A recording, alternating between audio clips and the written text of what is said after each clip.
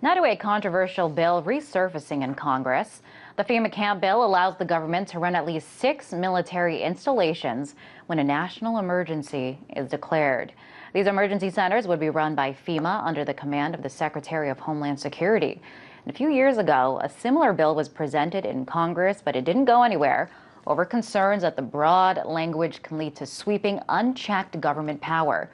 Now, another version is back up for debate, and Bob English, a civil liberties activist and blogger, joins us now. This legislation is meant to be enacted in the event of an emergency. Right. But what exactly does that mean? What is the definition of emergency, especially when it comes to this legislation? When would it be enacted? This covers things like tornadoes, floods, hurricanes, natural disasters, but it also gives the president to declare an emergency to avert a catastrophe, which raises the issue of preemptiveness.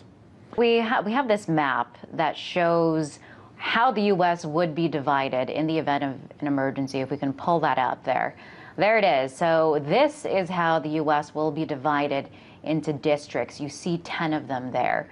This is according to the National Emergency Center establishment. Effectively, the U.S. has been cordoned off into these different districts, and so these new emergency centers will be spread out throughout the United States in most of these eventually.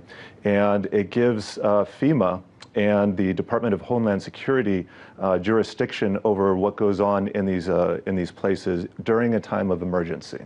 So the National Emergency Center Establishment Act, what it does not do, it does not authorize any federal officer or employee to force an individual to enter a national emergency center or prevent an individual from leaving a national emergency center. So, Bob, it looks to me like there are some safeguards there. This was actually one of the other things that was changed in this new version of the bill. They added this.